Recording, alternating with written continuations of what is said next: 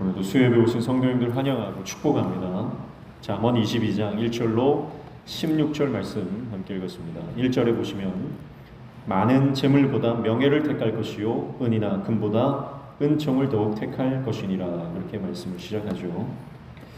재물보다 은이나 금보다, 이것은 돈입니다.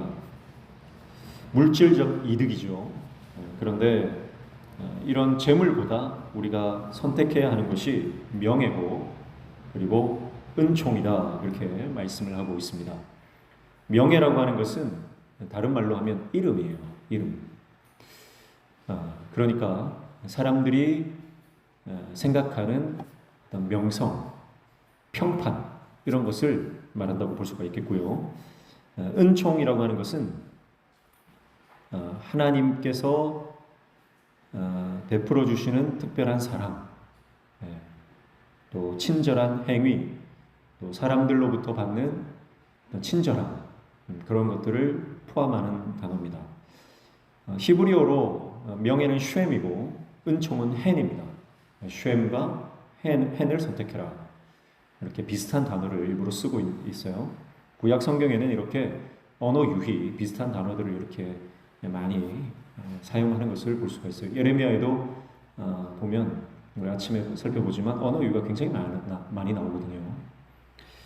그래서 돈보다 중요한 것이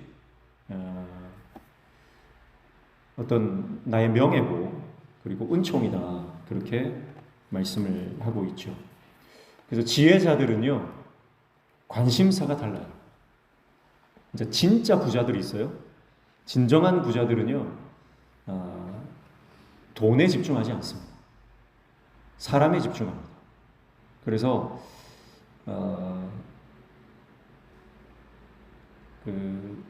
작년에 챗 GPT라고 하는 그 프로그램이 AI가 나왔잖아요. 근데 그 개발자가 그 마이크로소프트사로부터 제가 기억하기로는 1조 원을 투자를 받았다 하더라고요. 1조 원을 우리나라 돈으로. 그러고 나서 이게 챗GPT가 성공을 했지 않습니까? 굉장히 이슈가 되고 전 세계 사람들이 출시되자마자 뭐 어마어마한 사람들이 챗GPT를 사용하고 있습니다. 그러고 나서 이 마이크로소프트사에서 다시 재투자를 했는데요. 두 번째 투자할 때는요, 10조를 투자했대요. 개발자한테 10조를 준 거예요. 여러분, 이게 천문학적인 액수 아닙니까? 도저히 뭐 우리는 그 돈이 얼마나 큰지 잘 알 수도 없는 그런 돈인데, 어떤 사람들은 돈을 벌기 위해서 돈만 쫓아가는 사람이 있고요. 진정한 부자들은 돈만 쫓지 않는다 그래요. 진정한 부자들은 돈 많은 사람의 마음을 산다는 거예요. 그러면 그 사람의 마음을 사버리면요, 그 사람의 돈이 곧 내 돈이 되는 거잖아요. 그래서 졸부들은 가난한 자의 돈을 어떻게든 뺏어서 착취해서 내 주머니에 넣으려고 하고요. 진정한 부자들은, 진정한 성공자들은 보면은 정말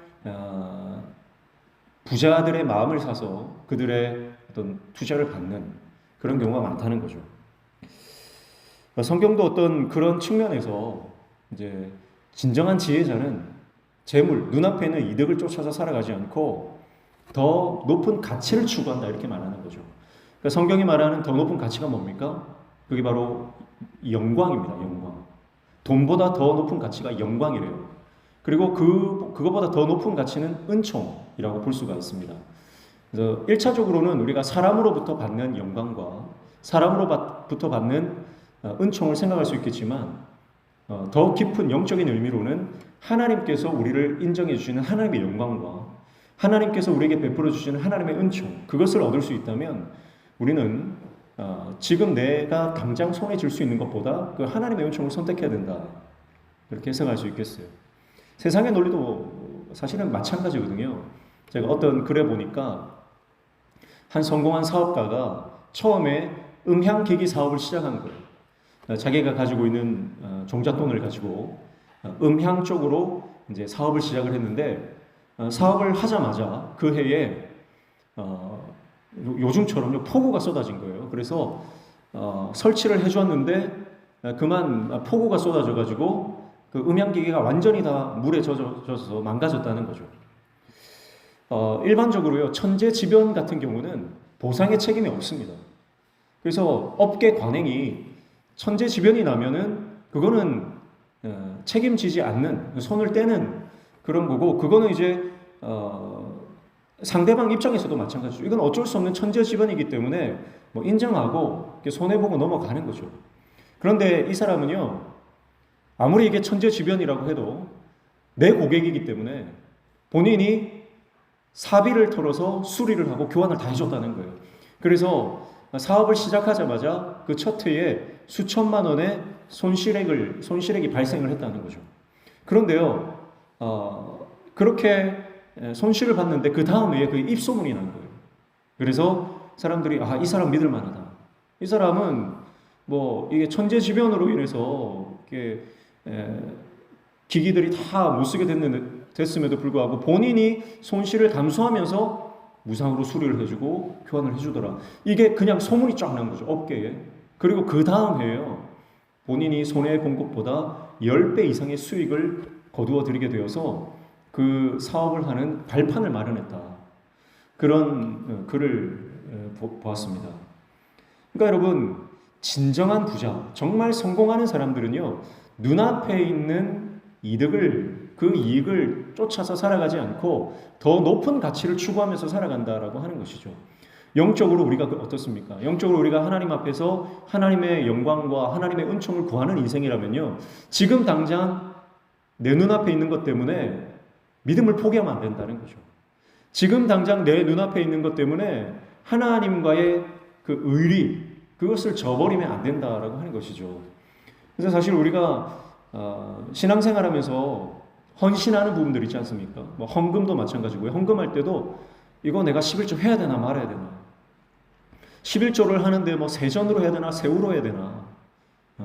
그런 식으로 우리가 좀 쪼잔하게 하나님 앞에서 이것저것 따지면서 신앙생활하는 경우가 많지 않나. 지금 당장 내가 손해보는 것 같은 기분 때문에 하나님 앞에 시간이라든지 내 건강이라든지 내가 가진 은사라든지 이런 것을 투자하지 못하고 계속 내 머릿속으로 계산하는 거죠. 손해보는 것 같고. 그러나 우리가 하나님 앞에 영광을 추구하고 하나님의 은혜를, 하나님의 은총을 받는 것을 우선으로 한다면요, 아까울 게 없는 거죠.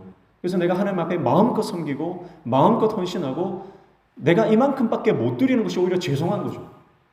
그렇게 우리가 하나님 앞에 우리의 인생을 드리면 하나님께서 우리가 상상할 수 없는 보상, 그 은혜를 우리에게 허락해 주실 줄로 믿습니다. 그래서 그게 지혜라는 거예요. 그래서 22장을 시작하면서 진짜 지혜가 뭐냐? 가치 기준이 다르다. 그 말을 하고 있는 거예요. 가치 기준. 여러분, 우리 인생에는요, 철학이 있습니다. 각자 개인마다 다 자기만의 철학이 있어요. 근데 그 철학이요, 내가 가진 이 철학이 하나님의 말씀의 기준보다 높지 않다는 걸 우리가 인정해야 됩니다. 항상 하나님의 생각, 하나님의 말씀, 하나님의 율법, 하나님께서 우리에게 주시는 이 성경은 우리의 생각보다 상위에 있다는 거죠. 나보다 항상 위에 계신 하나님. 내 생각보다 항상, 언제나 크신 하나님. 어느 때든지 나보다 오르신 하나님. 그 하나님을 인정할 때 여러분, 우리의 삶의 가치 기준이 바뀌는 역사가 일어난다라고 하는 것입니다. 여러분, 오늘 내가 하나님의 영광과 하나님의 은총보다 내 눈앞에 있는 재물과 은과 금을 더 추구하면서 살아가는 인생이 아닌지 우리가 우리 마음의 중심을 들여다봐야 됩니다. 2절 말씀에 보면 가난한 자와 부한 자가 함께 살거니와 그 모두를 지으신 이는 여호와시니라, 그렇게 말씀합니다. 자, 함께 산다. 이것은 서로 만난다, 이렇게 해석이 달려 있죠. 4번 밑에 보시면요. 그러니까 이 세상은요, 가난한 자와 부한 자가 서로 만난다, 서로 교차하면서 살아간다, 그런 말이에요. 그러니까 부자는 어떻습니까? 부자는 가난한 사람을 만나면 가난한 사람을 하대하고 무시할 수 있고요. 또 가난한 사람은 부자를 만났을 때 그를 두려워한다든지 부러워한다든지 아니면 열등감에 빠질 수가 있습니다. 그러나 그런 사회적 관계 안에서 기억해야 하는 것은 가난한 자든 부한 자든 지으신 이가 누구다는 거예요? 하나님이시다라고 하는 것입니다. 이것은 하나님 아래에서 어떤 사람이든 다 동등하다. 아무리 잘난 사람도요, 하나님 앞에서는 똑같은 사람. 아무리 가난해도 하나님 앞에서는 존귀한 사람이에요. 이것은 피조물인 인간은 창조주 하나님 앞에서 동등한 인간의 가치, 인간의 존엄성에 동등 가치를 가지고 있다라고 하는 것을 말씀하고 있는 것입니다. 자, 그러면 이 말씀을 나에게 적용해 본다면요, 1절과 연결해서 해석해 본다면 이렇습니다. 여러분, 내가 아무리 잘나도요, 하나님 위에 올라갈 수 없다. 내 인생의 가치 기준을 하나님께 맞춰라. 하나님의 말씀이 진리임을 인정하라. 성경 말씀, 하나님의 율법이 내 인생을 끌고 가야 그 인생은 진정으로 성공한 인생이다. 삶의 가치를, 기준을 재설정하라. 그런 말씀인 줄로 믿습니다. 여러분, 이 하나님의 말씀의 기준을 가지고 살아가면요, 그래서 우리가 어떤 사람을 만나든지 비교의식, 어떤 열등의식에 빠지지 않는다는 거죠. 3절 말씀에 슬기로운 자는 재앙을 보면 숨어 피하여도 어리석은 자는 나가다가 해를 받느니라, 이렇게 말씀합니다. 자, 여기서 말하는 재앙이라고 하는 것은요, 1차적으로 재난을 말합니다. 이번에 우리도 이게 너무 많은 폭우가 쏟아져가지고 안타까운 인명피해가 많이 일어났죠. 그런 재난들을 말합니다. 지혜로운 사람은요, 재난을 미리 대비를 하죠. 그래서 작년에 포항에서 엄청난 물폭탄, 그래서 그 포스코에서 어마어마한 피해를 봤다 하더라고요. 그래서 다시 이런 일이 반복되지 않도록 그 숨은 물막이를 건설을 했어요. 근데 그 길이가 얼마냐? 1.9km. 1.9km가 되는 그 방수대를 설치를 해가지고요, 완전히 그 포스코를 감싼 거죠. 그래서 어떤 폭우가 쏟아져도 막을 수 있도록, 다시는 이런 피해가 있으면 안 된다. 그래서 대비를 하는 거죠. 대비를 하면 안전한 것이고요, 그 재난을 넘어갈 수 있다. 그래서 슬기로운 자는 재앙을 보면 숨어 피한다라고 하는 것이죠. 그래서 분별을 할 수 있다, 이런 뜻이고요. 어리석은 자는 나가다가 해를 받는다. 그러니까 어리석은 자는요, 분별력이 없다, 그런 말이죠. 그러니까 우리 인생에서 만나는 모든 상황에 대한 분별력과 준비성에 대해서 말씀을 하고 있습니다. 그리고 2차적으로 이 재앙이라고 하는 것은 단순한 재난이라기보다는 또 악을 뜻하는 것입니다. 그러니까 이 재앙은 범죄 행위를 말하는 거죠. 범죄 행위. 하나님께서 보실 때 죄를 말하는 것입니다. 그러니까 정말 하나님의 지혜를 가진 사람은요, 내가 이게 지금 내 손에 이득이 된다 하더라도 그게 범죄 행위라고 생각되고 하나님 앞에 죄라고 딱 깨달아지면요, 손을 대지 않아요. 근처에를 가지 않습니다. 그러니까 1절부터 내 마음의 가치 기준에 말씀이 들어와 있으니까요, 그 말씀을 기준으로 살아가는 사람은 죄악 근처에를 가지 않습니다. 아무리 그게 득이 된다 하더라도, 금전적 이득이 된다 하더라도요, 그게 재물이나 은이나 금보다 하나님의 말씀이 더 우선이기 때문에 명예와 은총을 택하는 사람은 죄악 근처에 가지 않는다라고 하는 말씀이에요. 그러나 어리석은 자는 나가다가 해를 받는다 그랬어요. 그러니까 어리석은 자들은 지금 당장 내 눈앞에 좋은 것을 취하는 겁니다. 그래서 범죄 행위에 가담하고 불법과 편법과 부당한 방법으로 자기 주머니를 채우지만 결국은 그것이 자기에게는 해가 된다, 그런 말씀이죠. 그래서 4절에 보면 겸손과 여호와를 경외함의 보상은 재물과 영광과 생명이니라, 그렇게 말씀해요. 자, 계속해서 말하는 게 돈을 추구하는 사람에 대해서 말하지만 궁극적으로 진정한 재물, 진정한 생명, 진정한 영광을 얻는 사람은 누구예요? 겸손한 사람, 여호와를 경외하는 사람이에요. 그래서 여호와를 경외하고 하나님 앞에 겸손한, 이건 같은 거거든요. 겸손한 사람이 하나님을 두려워하고요. 여호와를 경외하는 사람은 겸손해질 수밖에 없거든요. 그러니까 이거 같은 뜻의 두 가지 단어를 동시에 쓰고 있는 것은 강조하는 의미죠. 그러니까 뭘 강조합니까? 뒤에 나오는 보상을 강조하는데요. 재물과 영광과 생명이래요.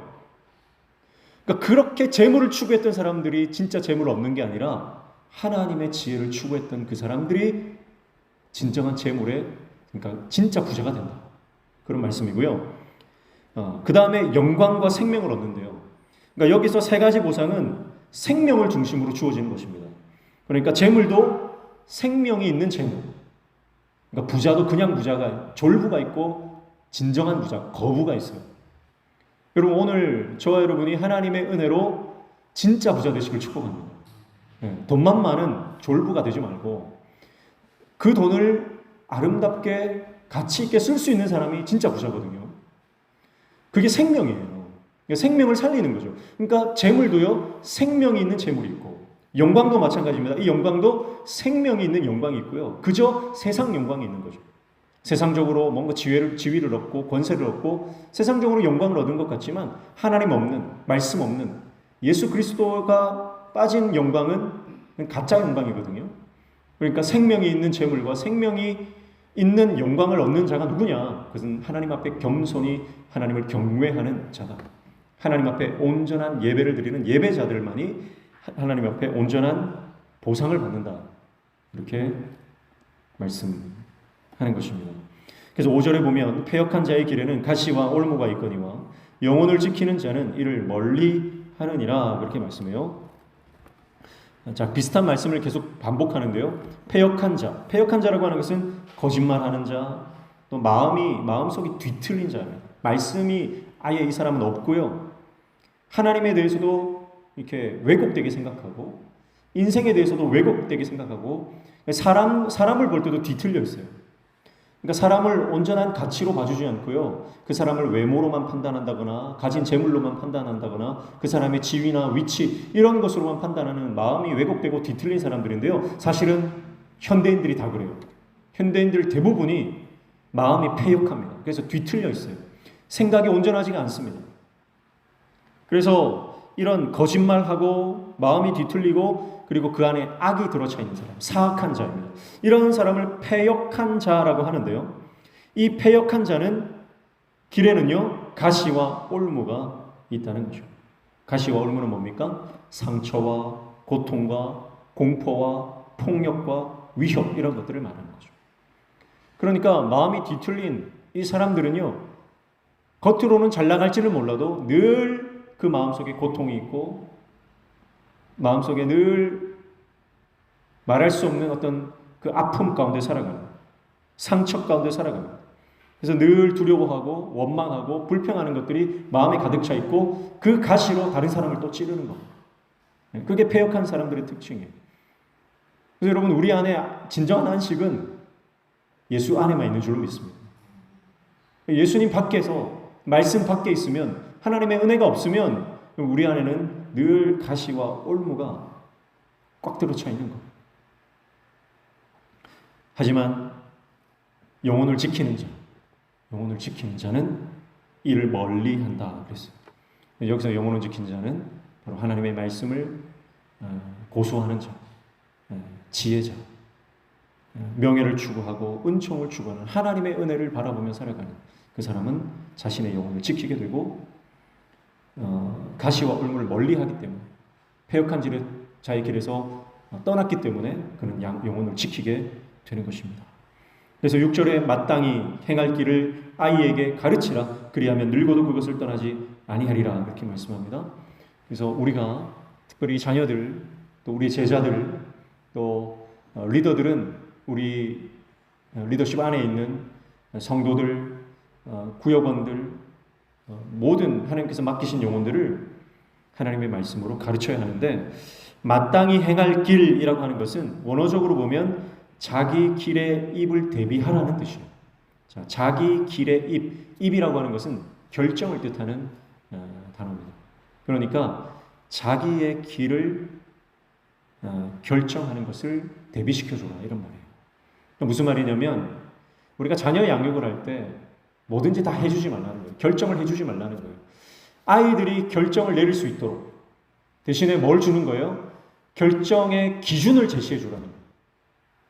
우리 아이들이 하나님의 말씀을 기준으로 그들의 삶을 스스로 결정할 수 있도록 자기 주도적으로 하나님의 말씀을 선택하고 그 말씀의 기준으로 살아갈 수 있도록 아이들에게 가르치라라고 하는 것입니다.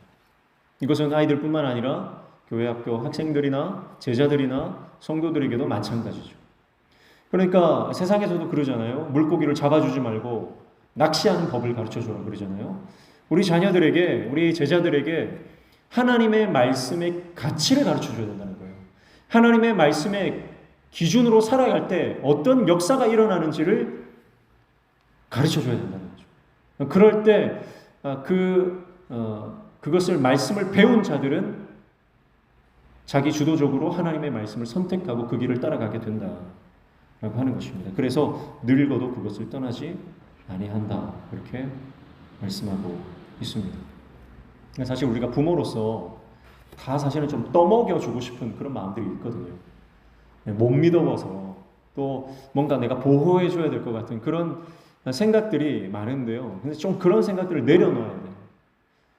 그래서 그 아이들이 좀 주도적으로 생각하고 결정하고 판단할 수 있도록 아이들을 믿어주고 기준을 잘 제시해주면 된다라고 하는 것입니다.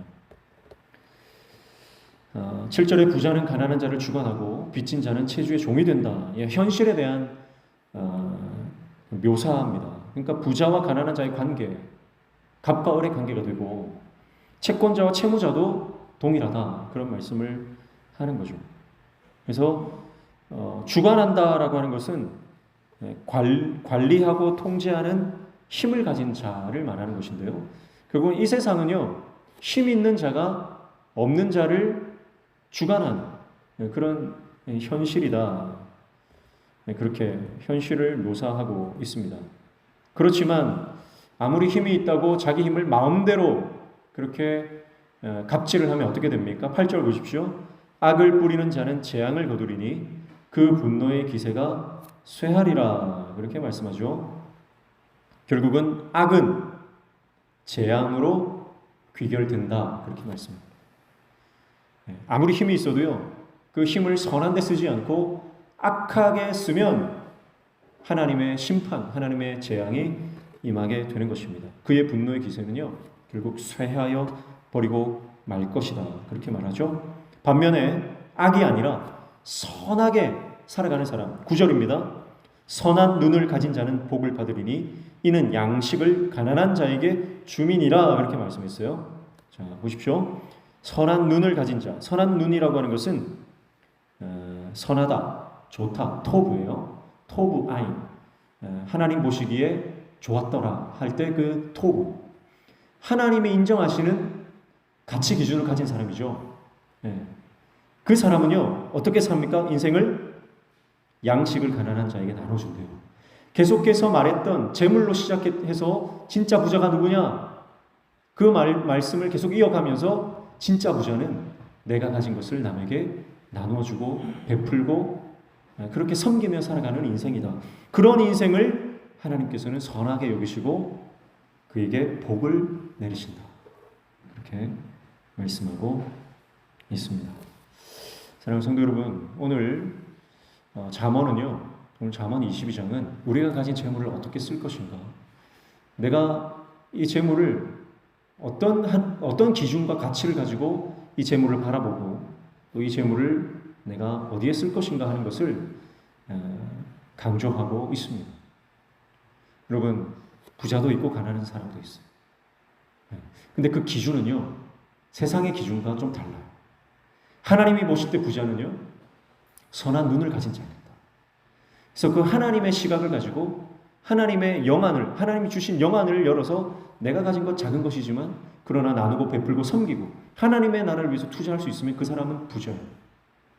그 사람은 선한 인생입니다. 그러나 내가 많이 가지고 있어도요, 더 가지려고 가난한 자를 핍박하고 그에게 악한 것을 행사하고 갑질을 하면 그 사람은 부자가 아니라 그저 악인이다. 성경은 그렇게 말씀하는 것입니다. 10절에 거만한 자를 쫓아내면 다툼이 쉬고 싸움과 수욕이 그치느니라 이렇게 말씀하죠. 자, 거만한 자를 추방하라 이렇게 명령형으로 되어 있어요. 거만한 자를 추방하라. 자, 거만한 자를 추방하면요, 이 거만한 자는요 늘 비웃고 조롱하는 자거든요.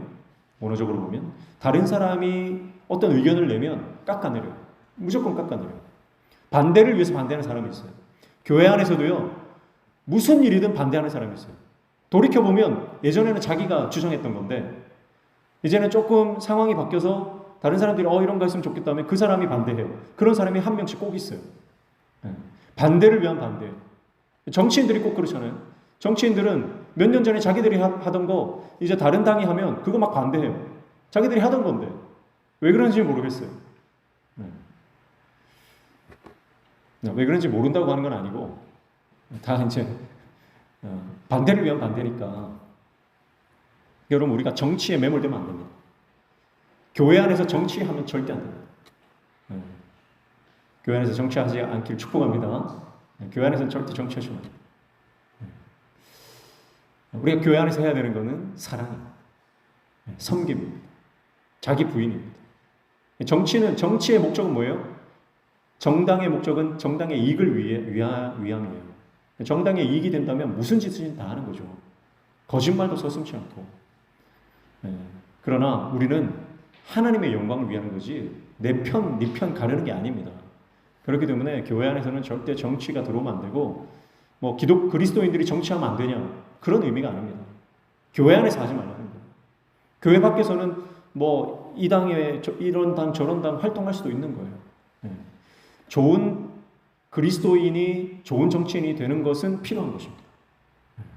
그러나 교회 안에서 어떤 팔을 나누고 색깔을 나눠서 정치 활동을 하는 것은요 하나님 기뻐하지 않습니다. 하나님의 기준, 말씀의 가치, 성경적 철학 거기에 비하면 정치는요 저 밑에 있는 거예요. 저 밑에 있는 것 가지고 왈가왈부 할 필요가 없는 거예요.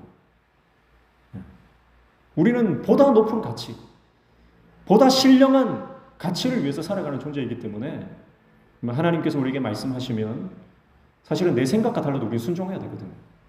그러니까 정치를 초월하는 거예요. 그래서 교회 안에는 그런 거만한 자, 정치적인 세력들이 있거든요. 근데 쫓아내라는 거예요. 쫓아내라. 그러니까 오늘날 그러면 쫓아낼 수 있느냐? 쫓아내기가 힘들죠. 그렇죠? 만약에 우리 안에 막 그런 정치하는 사람이 있는데 뭐 함부로 이렇게 쫓아내기가 쉽지가 않습니다. 그럼 이 말씀 어떻게 적용해야 되느냐? 나에게 적용합니다. 그리고 내 안에 거만한 자아가 있습니다. 오늘 말씀은 내 안에 있는 그 거만한 자아를 추방하라. 그렇게 말씀하고 있는 것이죠. 못된 자아가 있습니다. 내가 드러나지 않으면 견디지 못하고 다른 사람들이 나를 인정해 주지 않으면 막 속이 부글부글 끓는 그런 못된 고집스러운 내 자아가 있거든요. 그 자아를 추방하라는 거예요. 십자가에 못 박기를 축복합니다. 그래서 우리가 목회자부터 저부터 이 못된 내 자아를 십자가에 못 박지 않으면 하나님의 영광이 교회 안에 드러나지 않습니다. 하나님의 은혜가 우리 가운데 부어지지 않는다는 거예요. 그래서 우리가 부족해도 겸손히 하나님 나는 하나님 은혜로만 삽니다. 하나님 은혜만 있으면 충분합니다.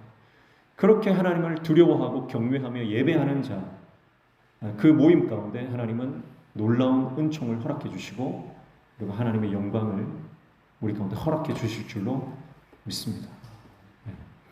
그리고 우리가 이제 관계 안에서 이 말씀을 적용할 때는요, 사실은 그렇습니다. 모든 사람이 내 편이 될 수 없다는 것을 인정해야 됩니다. 근데 우리는 모든 사람이 나를 좋아해 주면 좋겠고, 모든 사람이 내 편이면 좋겠다 이런 생각 사실은 하잖아요. 그게 이제 착한 사람 컴플렉스라고. 착한 사람이 되고 싶은 거예요, 모든 사람에게. 저는 이제 목회자로서 그런 컴플렉스가 저 안에 좀 심한 것 같아요. 다 나를 좀 인정해주면 좋겠고, 다 나를 좀 좋아해주면 좋겠고, 그런데 근데요, 예수님도 적이 많았잖아요.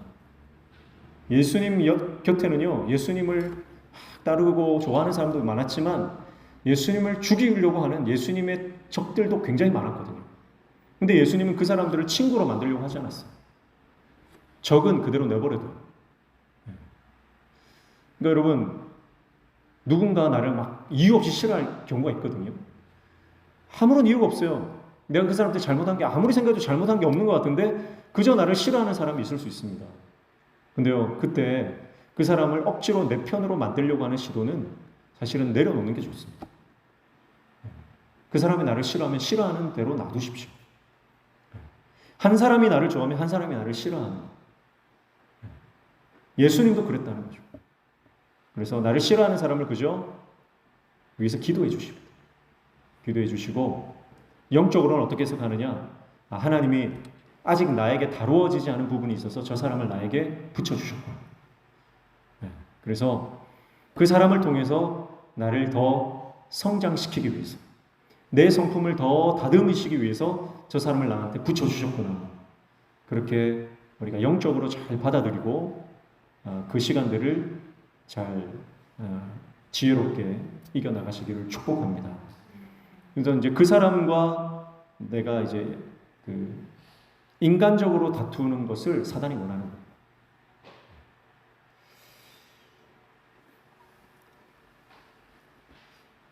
적이 되는 것을, 적이 있는 것을 두려워하지 마십시오. 내 편이 아니라도 괜찮습니다. 사실은 세상 모든 사람이 나에게 등을 돌리고 내 편이 아니라도 괜찮습니다. 왜냐하면 예수님께서 내 편이 되시기 때문입니다. 그래서 우리는 사람을 바라보면 안 돼요. 내 편이 누구고 적은 누구고 세다 보면 교회가 갈라지는 거예요. 교회가 쪼개지는 거예요. 저 권사님은 지난번에 나한테 막 핀잔을 주고 나를 못 살게 굴었으니까 남의 편. 저 장로님은 내가 기도할 때 기도 잘했다고 칭찬해 줬으니까 내 편. 내가 대표 기도를 했는데 기도를 뭐 그런 식으로 하냐고 뭐라 했으니까 남의 편. 이런 식으로 우리는 마음속으로 다 쪼개고 가르는 거예요. 예수님만 내 편 되면 되는 줄로 믿습니다. 주님이 내 편 되시고 내가 주님 안에 있으면 결국은 다 사랑할 수 있는 거. 그래서 하나님 안에서 이제 그 다음 단계로 여러분 나아가셔야 돼요. 여러분 돌파하시기를 축복합니다. 영적인 돌파가 일어나요. 그래서 신앙의 단계 한 단계 더 성장하기를 원하시는 하나님의 뜻이구나. 저분을 나에게 교수님으로 붙여주셨구나. 그래서 예전에 산성교회 지금 은퇴하시고 허원고 목사님 항상 그런 말씀하셨어요. 나를 괴롭히는 저분은 하나님이 붙여준 교수님이다. 저분한테 내가 A 학점을 받아야 통과할 수 있다. 저분한테 못 이기고 저분한테 낙제를 받으면 하나님께서 더 무서운 교수님을 붙여주신다. 항상 그런 말씀하셨어요. 저는 그 말에 100% 동의합니다. 저도 교회를 갈 때마다요, 꼭 두 사람씩 저를 괴롭히는 사람이 있더라고요. 저분은 다른 교회에 가면 저런 분이 없겠지. 그분을 내가 마음속으로 용납하지 못하고 그분을 통과하지 못하면요, 다른 교회에 가면 더 심한 분이 두 분 버티고 계세요. 천하 대장군, 천하 지하 여장군입니까? 그런 분들이 딱 버티고 계십니다. 명신교회 오니까 그런 분이 있겠습니까? 없겠습니까? 여러분 상상에 맡기겠습니다. 사랑하는 성도 여러분, 오늘 저와 여러분에게 하나님께서는 영적인 돌파를 원하신다. 영적으로 해석하고 우리가 하나님 안에서 예수님을 붙들 수 있는 하나님 정도를 다 되시길 축복합니다. 더 중요한 것은요, 비웃고 조롱하는 이 거만한 자, 내가 되면 안 되는 거예요. 죄송합니다. 조금 험한 말을 써서 죄송한데 법칙 중에 이런 법칙이 있다는 거예요. 또라이 보존 법칙이다. 그런 말이 있어요. 또라이 보존 법칙이다. 어디를 가든 조금 이상한 사람이 한 사람씩 있다는 거예요. 근데 거기를 갔는데 아무도 이상한 사람이 없어요. 그러면 이상한 사람이 누굴까요? 자기 자신이라는 거. 이상한 사람은 꼭 어디를 가나 한 사람씩 있다. 아무리 찾아도 없으면 네가 그 사람이다. 그거 인정해라는 거예요. 그러니까 거만한 자가 다른 사람의 말을 비웃고 조롱하고 그런 사람이 내가 될 확률이 높은 거예요. 내가 그런 사람이 되면 안 된다. 목회자가 제일 못 깨닫는 게 교회마다 문제는 다 목회자가 대부분 문제거든요. 그걸 못 깨닫는 거예요, 목회자는. 깨달음이 은혜인 줄로 믿습니다. 깨달아야 돼. 내가 제일 먼저. 주님의 은혜가 임하면 다른 사람이 문제인 줄 알았는데 하나님 은혜가 나를 덮으시는 그 순간에 내가 문제구나. 내가 문제였구나. 그걸 깨달으시는 게 은혜예요. 11절에 마음의 정결을 사모하는 자의 입술에는 덕이 있으므로 임금이 그의 친구가 되느니라 이렇게 말씀했어요. 덕이라고 하는 것은 앞에서 나왔던 똑같은 단어예요. 뭘까요? 1절에 나오는 은총이라는 단어와 같은 단어. hen이에요. hen. 그러니까 이 덕이 은총, 은택, 친절, 아름다움 이런 뜻이에요. 그러니까 입술에는 덕이 있다 이 말은요. 마음의 정결을 사모하는 자가 입술에 정결이 있다. 마음이 정결하면 그 마음의 내면에 깊이 있는 아름다움이 입술을 통해서 이게 드러나죠. 그러니까 여러분 우리가 말을 통해서 내 안의 내면의 것들이 표현되게 되어 있습니다. 그러니까 마음의 정결을 사모하는 자, 그 안에 정결함, 깨끗함, 순결함, 아름다움, 친절함, 은총이 가득한 자는요. 그 입술을 통해서 그것을 그대로 쏟아내기 때문에 가치 있는 삶, 고귀한 삶, 고결한 삶을 살아갈 수밖에 없죠. 그래서 그런 사람은 어떤 사람이냐? 왕의 친구가 된다. 그러니까 왕과 같은 품위와 교양을 갖춘 인생이다. 그렇게 말씀하는 거죠. 그러려면 12절입니다. 여호와의 눈은 지식 있는 사람을 지키시나 사악한 사람의 말은 패하게 하시느니라. 그래서 우리가 여호와의 눈을 가질 때 가능한 것입니다. 사랑하는 성도 여러분, 오늘 저와 여러분의 눈이 하나님의 눈, 여호와의 눈, 하나님의 시야를 가지는 저와 여러분 되시기를 축복합니다. 그래서 하나님의 눈을 가지고 사는 사람이 있고요. 인간의 눈으로 그저 이 땅의 것만 바라보며 사는 사람이 있어요. 그러나 여호와의 눈은요. 높은 가치, 고귀한 가치를 추구하면서 살아가는 것입니다. 그래서 여호와의 눈을 가진 사람의 인생 가운데 하나님은 지식이 있는 자를 지키신다. 지키는 복을 주시고요. 그러나 사악한 사람의 말 이런 것은 거짓말하고 신실하지 않은 자입니다. 그 신실하지 않은 사람의 말을 파괴하신다. 그렇게 말씀하십니다. 13절 게으른 자는 말하기를 사자가 밖에 있은즉 내가 나가면 거리에서 찢기겠다 하느니라. 유명한 말씀이죠. 자, 이것은 이제 인간의 어떤 게으름, 또 영적 게으름, 그 게으름의 극치, 극단에 있는 사람을 비꼬는 말이에요. 사자가 밖에 있다. 내가 나가면 그 거리 한복판에서 난 찢겨 죽는다. 그러면서 아무것도 안 하는 사람이에요. 오늘날로 말하면 요즘 젊은 사람들이 많이 말하는 이불 밖은 위험해. 그런 말이죠. 집안에만 틀어박혀서 이불 밖은 위험하다면서 밖에 나가지 않고 도전도 하지 않고 그런 사람들을 말합니다. 그래서 영적인 게으름도 마찬가지죠. 영적인 게으름을 가진 사람은 절대 신앙의 성장을 이뤄낼 수 없고 내가 갇혀있는 그 문제 안에서 절대 영적인 돌파가 일어나지 않아요. 그러나 부지런히 성실히 내가 살아가는 그 삶의 테두리 한계가 있거든요. 사람은 늘 자기가 하고 싶은 것만 하고 하기 싫은 건 안 해요. 교회에서도 보면요. 늘 설거지 하시는 분들만 하더라고요. 안 하는 분들은 죽어도 안 해요. 하는 분만 하는. 그러나 하는 분은 내가 섬기고 봉사하고 땀 흘려 하는 것에 기쁨과 하나님의 특별한 은총을 경험합니다. 그러면서 한 단계 더 나아가는 거죠. 근데 늘 내가 하고 싶은 것만 하고 하기 싫은 것은 하지 않는 인생을 살아가면 내 인생에 어떤 영적인 어떤 돌파가 일어나지 않는 것이죠. 말로는요, 늘 내가 어떤 하나님의 영광을 경험하고 싶고, 늘 내가 좀 더 신령한 것, 은사를 받고 싶고, 그런 말은 하지만 실제적으로 게으른 사람들은 기도도 안 하는 거예요. 신유의 은사를 주십시오. 방언을 주십시오.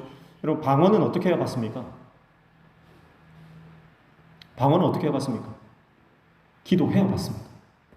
기도하면 받는 줄로 믿습니다. 기도하는데 그냥 하면 안 돼요. 속으로 그냥 묵상 기도하면 절대 안 돼요. 방언이 임하지 않죠. 방언은 어떻게 해봤습니까? 소리 내어 부르짖을 때 방언이 임하는 거예요.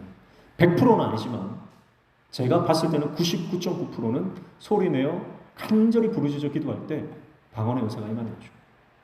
한 가지 예를 드는 거예요. 사랑의 은사는 어떻게 받습니까? 사랑의 은사를 주십시오. 사랑의 은사를 주십시오. 그러면 받습니까? 아니요. 사랑을 실천할 때 더 큰 사랑의 은사가 우리에게 임하는 줄로 믿습니다. 그러니까 게으른 영적인 게으름을 가진 사람은요, 절대 그 다음 단계로 나아갈 수가 없다는 거예요. 한국 교회가 예전에는 문제만 있으면 기도원에 올라가고 산에 올라가서 산기도하고 나무 뿌리 뽑을 생각으로 그렇게 기도하던 시절이 있었죠. 그렇기 때문에 영적인 돌파들이 막 일어났던 것이죠. 지금도 어른들은 그렇게 기도하시고 또 금식하며 기도하시고 그렇게 하시죠. 근데 요즘 젊은 세대들은요, 그런 세계를 아예 몰라요. 제가 그래서 청년들 또 중고등부 아이들 이렇게 보면 신앙교육을 어떻게 해야 될까 고민이 참 많거든요. 예전에 우리 어른 세대들은요, 문제만 있으면 기도하면서 영광을 경험하고 응답을 경험하고 하나님의 살아계심을 체험해서 그 체험이 있는 신앙이기 때문에 하나님의 살아가심을 체험한 사람들은 교회를 안 떠나거든요. 하나님을 안 떠나거든요. 근데 지금 우리 청년들, 젊은이들은 이 체험이 없기 때문에 참 이게 교육하기가 참 힘든 거예요. 체험이 없어서. 어떻게든 참 하나님의 살아계심을 체험하게 만들고 또 그분의 깊은 임재를 좀 경험할 수 있도록 우리가 교육을 해야 하는데 쉽지는 않습니다. 오늘 저와 여러분이 영적인 게으름에서 벗어나 하나님께서 부르시는 그 순종의 자리로 나아갈 수 있기를 축복합니다. 그때 우리 안에 새로운 영적인 장이 펼쳐질 겁니다. 14절 음녀의 입은 깊은 함정이라 여호와의 노를 당한 자는 거기 빠지리라 이렇게 말씀하죠. 음녀는 낯선 여자, 하나님이 인정하지 않는 부적절한 관계에 있는 모든 관계를 말합니다. 자, 입이 깊은 함정이래요. 유혹이 처음부터 크게 오는 게 아니죠. 작은 말부터 시작하는 거기에 귀를 기울이면 빠져드는 거예요. 어떤 유혹이든 마찬가지입니다. 조그만 걸로부터 시작해서 나중에는 깊이 빠져서 거기서 벗어날 수가 없습니다. 그래서 그런 부적절한 모든 관계에 대해서 하나님께서 엄중하게 경고하고 있습니다. 15절 아이의 마음에는 미련한 것이 얽혔으나 징계하는 채찍이 이를 멀리 쫓아내리라 이렇게 말씀하죠. 아이는 어린 아이일 수도 있고 또 지혜가 없는 자를 통상적으로 잠언 구약에서는 아이다 그렇게 표현하는데요. 어쨌든 이 아이의 마음에 미련한 것이 얽혀 있다. 그래서 우리 안에 이런 세상의 번민, 고통과 근심과 걱정과 불안과 비교의식, 열등감, 적개심 이런 것들이요 우리 속에 막 얽혀져 있다 그러면 그 사람은 영적으로 아직 어린아이입니다. 그래서 필요한 게 뭡니까? 징계하는 채찍이에요. 징계하는 채찍. 그래서 하나님의 말씀이 들어가야만 내 안에 있는 얽히고 설킨 모든 이 감정의 실타래들이 풀리기 시작하고 그 감정과 이 관계의 포로가 된 삶에서 자유케 되는 겁니다. 해방은 어디서 오느냐? 말씀에서 오는 줄로 믿습니다. 예수님만이 우리를 해방시킬 수 있어요. 모든 죄의 이 실타래로부터 예수 그리스도의 이름만이, 십자가 보혈의 능력만이 우리를 해방시킵니다. 그래서 말씀이 우리를 자유케 한다. 그 말씀을 믿을 때 역사가 일어나는 거죠. 어떤 환자가 앉으면 종이를 찢는 거예요. 앉으면 종이를 계속 찢어대는 거예요. 막 찢어대는, 불안하니까 그런 거죠. 그래가지고 종이를 시도 때도 없이 찢으니까 이 병원 저 병원 데리고 다니면서 심리 상담도 받아보고 뭐 미술 치료도 해보고 뭐 여러 가지 뭐 최면 요법도 해보고 다 해봤다는 거예요. 그래도 안 돼요. 앉으면 책을 찢는 거예요. 종이를 찢는 거예요. 책 보다가도 무심결에 책도 막 찢어버리고 막 그러는. 그런데 어떤 병원에 갔더니 그 의사가 다른 거 다 필요 없고 여기 앉아봐라 그러면서 책상을 탁 내리치면서 종이 찢지 마! 그러더라고요. 정신이 번쩍 들면서 그때부터 종이를 안 찢었다는 겁니다. 그러니까 여러분, 지금 우리가 어쩌면 이 죄의 문제에 대해서 하지 말라고 하는 강력한 어떤 하나님의 채찍, 이게 필요한 시점일 수도 있다는 거예요. 그게 아니라 어떤 심리적으로 아니면 어떤 뭐 프로그램적으로 뭐 그런 쪽으로 계속 접근을 하면요, 죄의 문제는 해결되지 않는다는 거죠. 그래서 하나님의 말씀이 하지 말라고 하면 하나님이 기뻐하지 않는구나, 순종해버리면 되는 겁니다. 진리는 단순한 거예요.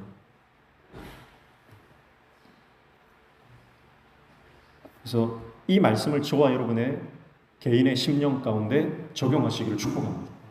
내 안에 하나님 기뻐하지 않는 것들 선포하십시오. 선포가 먼저 있어야 돼요. 내가 죄를 깨달았다면요, 예수 이름으로 내 안에 명령하십시오. 오늘 아까 뭐라고 했어요? 거만한 자를 어떻게, 다툼을 만드는 거만한 자를 어떻게 하라고요? 쫓아내라 했어요. 명령형이라고 했어요. 추방하라. 내 안에 불순종의 영 떠나갈지어다. 선포하셔야 됩니다. 내 안에 있는 모든 하나님 기뻐하지 않는 불의와 음란과 모든 내 안에 있는 이 의심의 영들 떠나갈지어다. 나사렛 예수 이름으로 명하노니 떠나갈지어다. 여러분, 우리에게는 예수 이름의 능력이 있습니다. 여러분, 예수 이름의 능력이 있는 거 믿으십니까? 믿으시면 그걸 활용하셔야 돼요. 선포하십시오.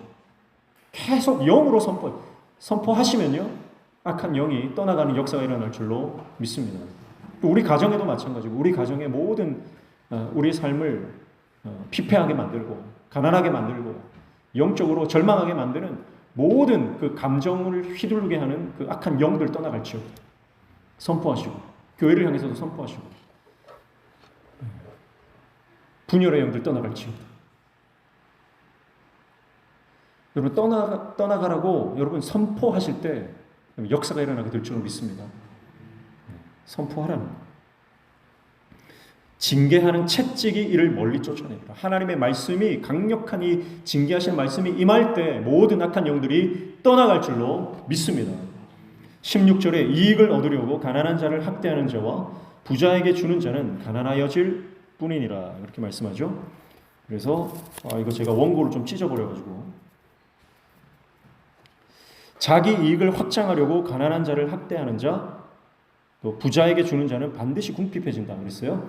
자, 오늘 이제 결론인데요. 1절에 재물을 쫓는 자가 있고 돈을 쫓는 자가 있고 명예와 은총을 추구하는 자가 있다 그랬습니다. 그렇죠? 그런데 결과를 보십시오. 16절 결과는 뭡니까? 이익을 얻으려고 가난한 자를 학대하는 자, 부자에게 준 자는 뇌물을 바치는 사람이에요. 그러니까 자기 앞에 이익을 위해서, 돈을 위해서 가난한 자를 학대하고 부자에게 아첨하는 그 사람들, 결국은 어떻게 된다는 거예요? 가난해진다. 가난해진다. 자, 돈을 쫓았더니 가난해진다. 이게 성경적 원리입니다. 그러나 하나님의 영광과 하나님의 은총을 추구하는 자는 하나님 안에서 거룩한 부자가 되는 줄로 믿습니다. 이게 오늘 잠언 22장 1절로 16절 결론이에요. 뭘 추구할 것인가? 무엇을 쫓아 살 것인가? 눈앞의 이득을 위해서 양심을 버리고 신앙을 버리고 하나님을 저버릴 것인가?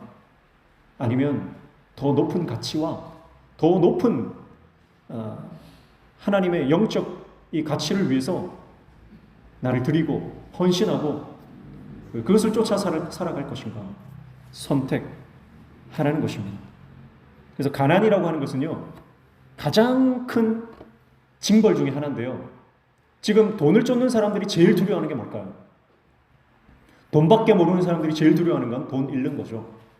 돈밖에 모르는 사람들이 가장 두려워하는 건 가난입니다. 그런데 그 가장 두려워하는 것으로 하나님은 징계하시겠다, 그런 뜻이거든요.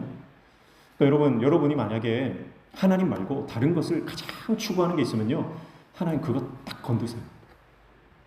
그걸 딱 뺏어가세요. 하나님 자리에 있는 내가 가장 원하는 그 원함, 하나님 그것을 반드시 다루십니다. 내가 그것을 다룸받지 않고 영적으로 여러분 하나님의 종이 될 수가 없고 성장할 수가 없고 영적 돌파가 일어나지 않음을 기억해야 하는 것입니다. 그래서 이 말씀이 때로는 우리에게 고통이죠.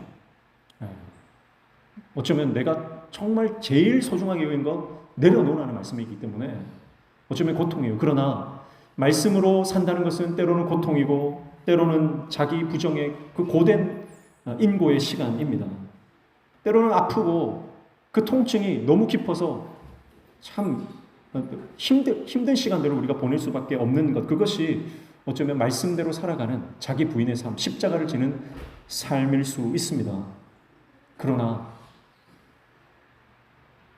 그 통증이, 그 영적인 통증이 우리 삶에 참된 영적 의미를 부여해 주는 줄로 믿습니다. 돈이나 사람이나 명예나 아니면 세상적인 어떤 순간적 쾌락이 내 삶의 진정한 가치와 의미를 부여해 줄 수 없다는 거예요. 우리 인생의 영적인 진정한 가치는 오직 말씀으로부터 임합니다. 성령이 우리 가운데 역사하실 때에만 우리 삶의 진정한 가치가 부여하고요. 성령이 우리 가운데 임하실 때에는 우리는 영적인 통증을 느낄 수밖에 없어요. 모든 하나님의 사람들, 주의 성령이 임하실 때 죄 가운데 자신의 그 부족함과 허물을 보면서 괴로워했다. 그러니까 여러분 그 영적 통증은요, 너무 자연스러운 것이고 우리가 반드시 거쳐야 하는 것입니다. 어느 동물원에서 사슴을요, 무통 분만을 시켰대요. 그래서 아무런 고통 없이 새끼를 낳았는데 어미가 새끼를 낳고 나서 새끼를 쳐다도 안 보더라는 거예요. 고통 없이 통증 없이 출산하고 나서는 생명의 가치를 알지 못한다는 거죠. 여러분 어쩌면 고통 없이 생명의 의미를 깨닫지 못하는 이런 그 삶의 원리처럼 여러분 우리가 말씀으로 살아내기 위해서 지금 고통당하는 것, 여러분 그것은 인생의 참된 의미와 가치와 생명의 존엄성을 깨닫게 하시는 하나님의 수업인 줄로 믿습니다. 그래서 우리가 그것을 깨달아야 돼요. 무엇을 쫓아 살 것인가? 자본주의 시대, 만몬이 다스리고 통치하는 것처럼 보이는 이 시대에 물량주의, 돈과 자본이 모든 것을 삼키고 있는 이 시대에 우리는 무엇을 추구하며 살 것인가? 돈인가? 하나님의 영광인가? 오늘 잠언의 말씀을 통해 우리에게 도전하시는 이 하나님의 말씀으로 우리의 마음이 충격을 받고 지혜로운 선택할 수 있는 참된 지혜자 되시기를 주님의 이름으로 축복합니다. 찬송 하겠습니다.